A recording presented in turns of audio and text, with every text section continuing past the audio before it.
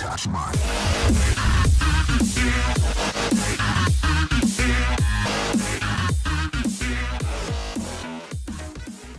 Hey guys, what's up? This is Wally with Beach River Landscapes. I want to talk to you guys today about something that is near and dear to my heart.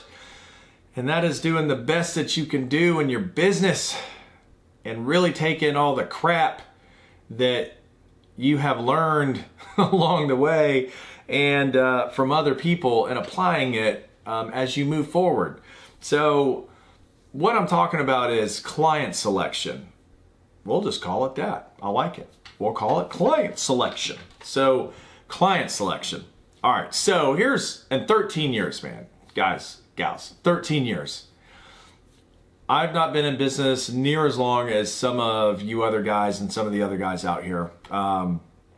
But I think that 13 years is long enough to see a few things and to at least know enough to be able to advise myself. You know what I'm saying? So here's what I'm talking about with client selection. So and this really, I think for me, and this is always just my POV, my point of view. So I think for me, when client selection becomes really important is when, it's a habit. I'm always like, combing down my beard.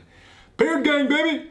It's always, client selection is always a real thing when you're trying to grow your business. That's when when you're purposefully out there wanting to grow your business, not just taking on clients that you really don't need, but you're like, sure, I'll just add them.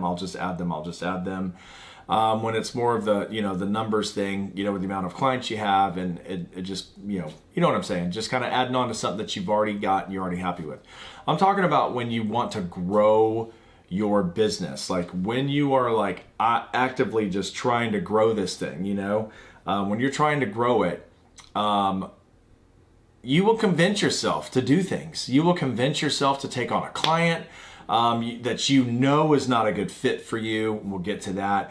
You will convince yourself to take on a job that you're going to lose your buzz butt off of. You will convince yourself to do things for free because of the longevity of the relationship that you hope to get out of doing such a nice, awesome, selfless, physically painstaking gesture. There's just so many things that go into client selection. So, and it's not really something that I thought so much of in the beginning. It's something that took me years and years and years, and some of you get it right away. But it took me years and years and years to let that be a significant pillar that we shove in the ground, you know what I mean? That forms our circle of, pillars in the ground, if you will, that surround our business. You've got morality, you've got, finances, you've got responsibility, you've got client selection, you've got this, you've got that, you got all this stuff that makes up your circle. So client selection has never really been a pillar that I just recognize as being stuck in the ground. But it's always been there like an afterthought. Oh, they sucked. I shouldn't have taken them on and all that stuff. But, you think about stuff that you don't want to do or do want to do when you're looking to get a client, But I think it's for the way I'm looking at it now is the way that I'm really looking at it is just a new level of stuff. And Leah's always preached it, and I have at times been so kind of desperate to just grow certain parts of our business that we end up taking on the wrong clients. Now, I'm going to tell you guys straight up, we don't usually tell you guys our business when it comes to finances. A lot of people ask stuff. But I'm going to tell you what client selection has done. I'm going to tell you how much money through client selection we have thrown away. So, and in the end, it's just not worth it. Probably in the last 2 years, probably about $300,000 a year in clients that we do not work with.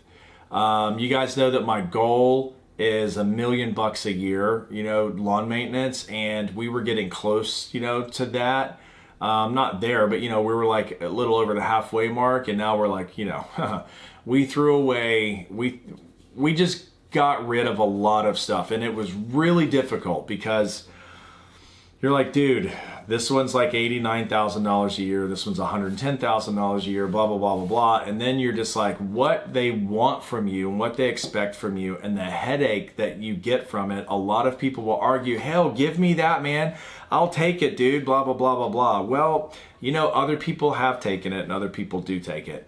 But for me personally, like, there is a balance between being happy as a business owner and being a slave to our business. And I don't want to be a slave to our business in the aspect to where I'm miserable, you know, like just to where I'm miserable and I'm so unhappy every day. And it has gotten to those moments a few times, you know, and really the reason for that is just bad client selection. Now, sometimes you don't know until you get into it, and you have a choice to make. But there are telltale signs. So there's like a couple of, you guys know this. All right, so, and we have a bunch of bids out right now, and I think we're gonna end up picking like 4 more properties up. So we're good and everything in that aspect. But you guys know, like, there's a couple of properties that we do, and you know, one, we have this like massive list that we always have to do like every 4 weeks and all that.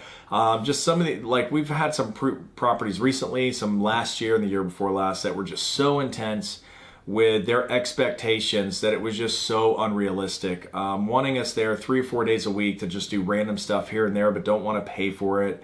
You expect all of this stuff done and like expect you to spend the money to get this done when they're not willing to pay you anymore because they consider it part of their contract. Unbeknownst to you, it was this intense when you started it.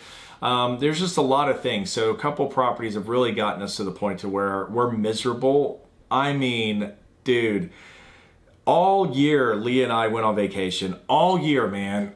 All year, dude. All year that we went on vacation. Every single time that we went somewhere, which wasn't a lot, but every time we went somewhere, there was something, and it was with these 2 particular properties.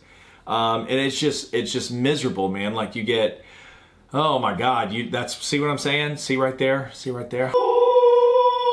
But you know what I'm saying? It's, there is a fine line between we need this money, we want this money, and do we have to have this money? You know what I'm saying? You got to make adjustments, make changes.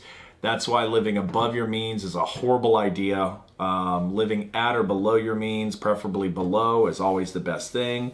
That way you can have room to make your life happier, if that makes sense. When you are living above your means, you don't have a choice. You are stuck in misery. You know, like, you are miserable because you have to keep these clients, because you have to keep going, or you're going to fall to pieces. You know what I'm saying? So, and we have been in that situation kind of, and other people, I mean, all of us probably have. So, the client selection is becoming a huge focus for Beach River Landscapes. It is really becoming the focal point, in which we are starting to operate. You know what I mean? So, yeah, over the last 2 years, man, little over $300,000 a year we separated from. Didn't matter how bad we needed that. I mean, it mattered. I'm not going to let, our children starve, like our bills go, whatever. You know what I'm saying? But you make adjustments. But it's just, when people are so unrealistic and they are miserable, man, it gets you to thinking. So, like, our motto is we bring a very kind of homeowner mentality to the commercial landscape side. We're like the small mom and pop owned large scale commercial property landscape company. We're one of the only ones in town that are like this. So, but we bring a certain ethic, we bring a certain vibe, we bring a certain everything to it that your massive companies just don't bring to it, because they're not owner operated. We are owner operated. I mow with the guys, trim with the guys, do everything with the guys, not every single day, but when I can. So the nostalgia of that is something that we bring that most people can't on the scale of properties that we're doing. And so that's our niche, like, that's our thing. So when it gets to a point where you put so much pride, time, and care into a relationship with somebody, and up front you can read a contract and you can get a vibe from an interview with them, bidding process, and you're like, this isn't going to work. This is strictly going to be for a paycheck. You got to make that choice. You got to make the choice for seeing something that you're probably not going to keep after 12 months because it's a turnover thing in lawn care, when it comes to the commercial stuff, you know what I'm saying? But, you have to make a choice right there. So, and I've been making these choices to take properties anyways, because I'm so anxious to hit this goal that I'm willing to just sacrifice everything else mentally and emotionally and time-wise just to get to this stupid number. You know what I mean? So it's just a number, it's a number. So, and I want to get to that number, but I want to do it the right way, So Leah and I have really been doing a lot of talking. She's really been the big, bug in my ear. Oh my God, that's a horrible thing to say, honey. I didn't mean it that way. She's just been this little angel in my ear, tapping me the right way and telling me the right things to do and really trying to help me out here. Is that better? So she's telling me things that I already know. She's telling me things that I have already thought. But this is the beautiful part about having a really strong, smart woman, dude, at the end of the day. And this is just my thing, whatever. Because, I can be super stubborn and I can just say, dude, you don't know what you're saying, or you know what you're saying, but it's not going to work here. It doesn't apply. We can't do this. And you get all freaked out. I'm not a freak out person, but you know what I'm saying. But to be able to just stop, which I've done, and just see her perspective, because what I'm out here doing as far as work, my part, and she's got her part, but my part, she sees what I bring home and what I'm quiet about. I don't come home and get upset and take it out on everybody. I'm not that kind of person. But she can see when things are making me miserable. She can see it. And her thing is, dude, money is money, but our happiness as a family is something that's totally different. Something that is the much bigger priority is us being happy as a family, and everything else is secondary, but not to the priority of a job over family. I'm really, that's just my thing. I think a job comes first, that's how you take care of your family. But you guys know what I mean, in the sense of prioritizing, financial gain just to accomplish something, at risking your happiness and taking a little bit more time and being more, thoughtful, with the clients and being more patient to achieve that. I agree with her. So I've really been thinking a lot about that lately, and it has taken away so much from my girls and from Leah, just my drive to accomplish something, and not taking everything else into consideration, but saying, oh, we'll figure that out. I just need to get to this place, In the meantime, I'm picking the wrong clients and I'm not going after the right ones. So that's just something that is now, like I said, the core of what we do. So going back to what I was saying, we put all you guys, all of us, people, guys, girls, women, we put so much of ourselves into our small businesses, and we want to achieve and accomplish and provide really nostalgic, amazing personal service. And you don't get that from your client. That's a real hard one to swallow. In commercial, you don't get it 7 out of 10 times like you do 9 out of 10 times in residential. But I'm going after the 3%. You know what I'm saying? That's where I'm going after that 3%, because there's so many properties where we live. There's so much business out here that I'm like, you know what? I can go for that 3%, and that's going to be what I hunt for. It's going to be worth my time doing it. So if at the end of the day, what it comes down to and where we are now, is if our core values do not meet you as a client, then that pretty much means that your core values as a client does not meet our company's requirements either. You know what I'm saying? There's nothing wrong with that at all. Hold on, guys. Hold on, let's see what's up. Hold on. Hey, what's up? Hey, we're here at Belle Reeve. We're getting rained off pretty bad. It was raining when we finished up the mulch, too. All right, just go ahead, wrap it up. Go home. Bye, girls. All right, people. Later. All right, bye. Guys, it's pouring down here. They've been out working in it anyways. So getting back to what I was saying, core values, client selection are the same thing from now on.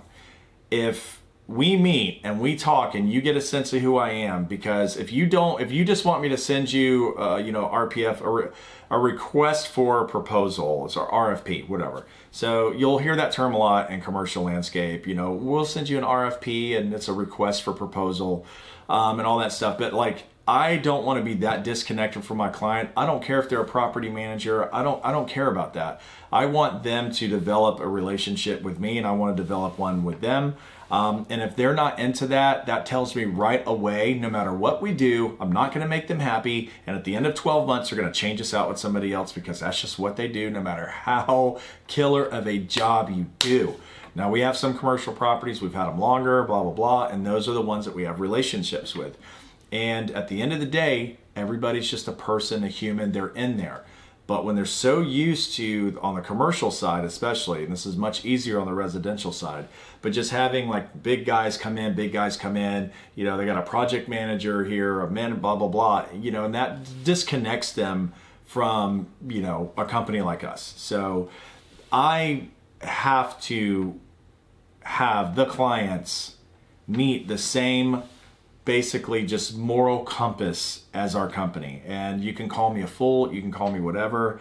I have it, I've accomplished it with some of our clients, and those are the ones that we are doing right now, and the only ones that we're doing.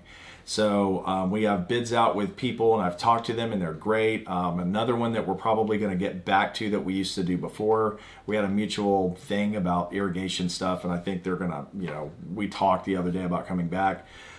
Because the relationship was so great. We were there a couple of years and everything was great. Like they miss us, literally. They miss us, and I told them I miss them. And that's what I'm talking about, man. It's like, I want that nostalgia of a working relationship, not just being a landscape vendor, which is what we are. They're at the end of the day, guys, make no mistake, homeowners, commercial, doesn't matter. They are paying us to do a job. But I want the human aspect. It has to be there, because I'm giving them that. And most companies that are on these huge properties don't do that. Some do, and a lot don't. I've seen it. If I'm giving them that, I want the same thing back. I screw up, you let me know. If I do a horrible job, you let me go. I mean, end of story. I'm not talking about that.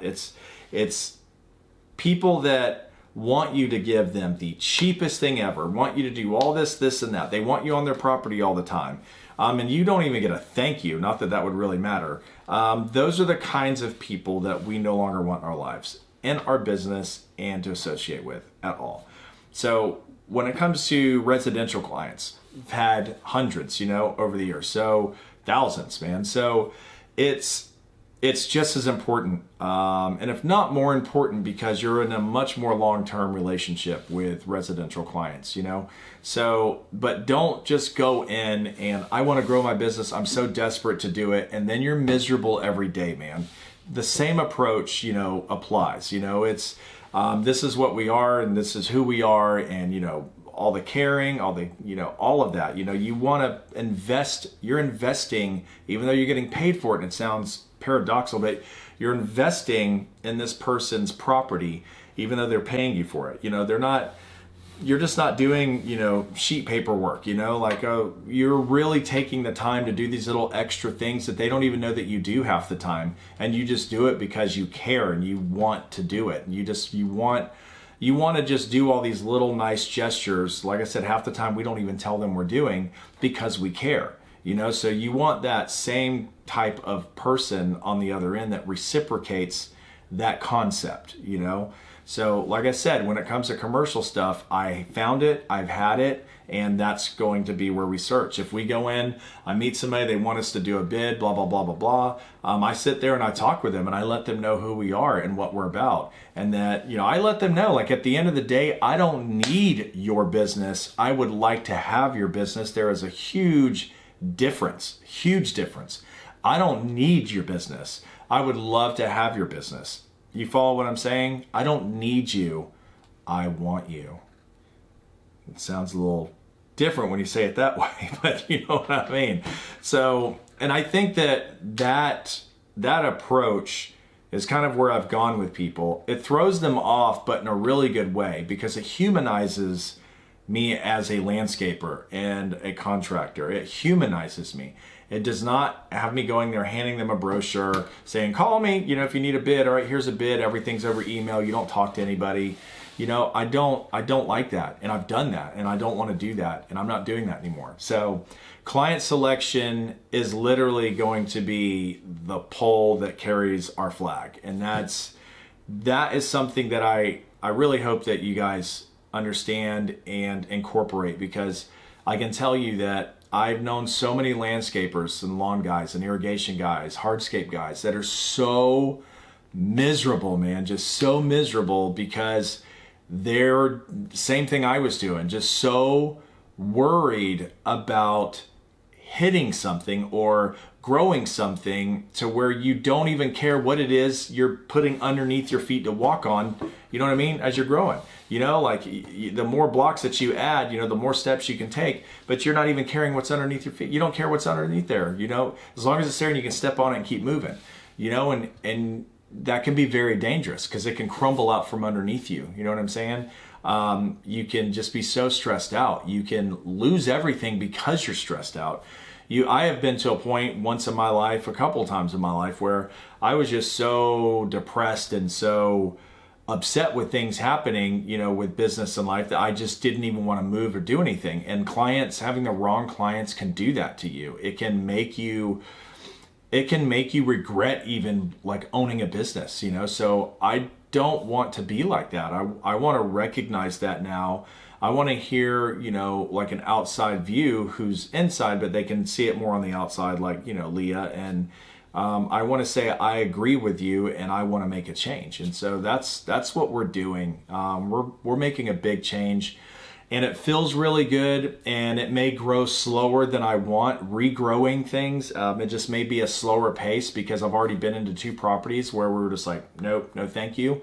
So it just may be a slower process, but in the end, I personally feel that it's going to be best. Even if it's a client that we don't keep for whatever reason, if it's us, if it's them, as long as we have a good relationship in the meanwhile, that's fine. I'm good with that.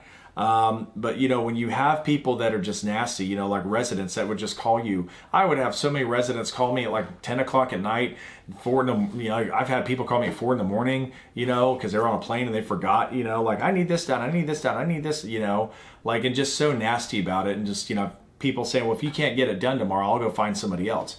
It's not only like that in residential, it's like that commercial, so finding people like that, or dealing with people like that, is just not something I want to do anymore, So that's it.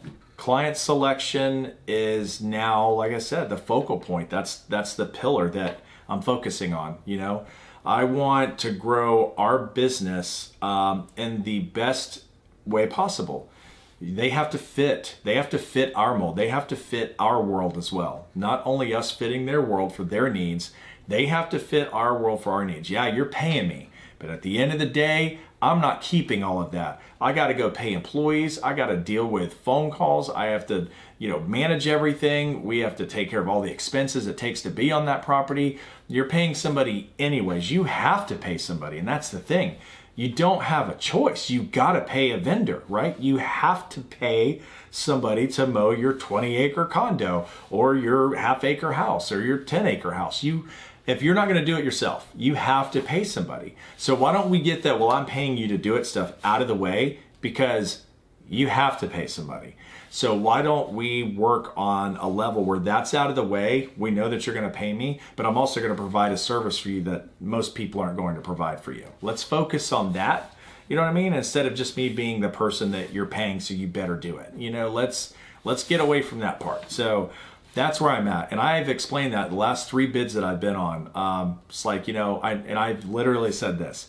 I know that you guys, and this is why I'm bringing this up, because I I said, I know that you all have to pay somebody anyways. I was like, but the last thing that you want to do is pay somebody that you have to pay anyways, and that's all you have is that a vendor that you're paying.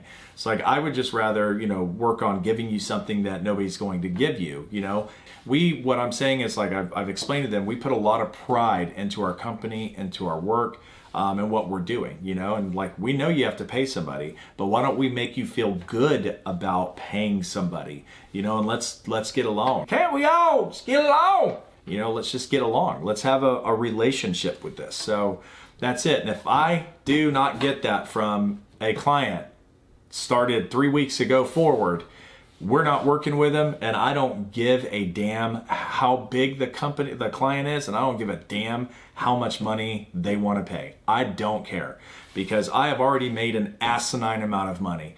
And emotionally, where does it get you if you're miserable? You know what I'm saying? So, I mean, take what you want from this. You can tell me I'm crazy, and you'll take every dollar and you'll deal with it, and that's great, man. That's great. I want to live longer than that. So like, I want to be able to own a business and truly own a business and enjoy the freedoms that come along with owning a business. And the only way I see to do that is to not overextend yourself emotionally, set some boundaries, set some rules, set some guidelines, and, make those for yourself. I'm not going to deal with a client who treats me like I'm a piece of crap. I'm no longer going to deal with those clients. We are wonderful people, and we are here to do a great job. And if you cannot understand and truly appreciate that, then we don't work together. If you are excited about that and you are totally down where I'm coming from, and we fit one another's moral compass when it comes to working together, then we're good. Then we're good, and that's what we're gonna do. But anyways, I'll wrap this up. Just think about that. Think about it. I definitely preach that job comes before family, and almost every aspect as far as taking care of your family. You can't take care of your family if you don't have a job. So otherwise, then there's the other part, the other parallel universe part to that priority. Is you have to work, but you can't let it ruin your life. You can't, because you want to hit $1 million a year or $100,000 a year or $50,000 a year.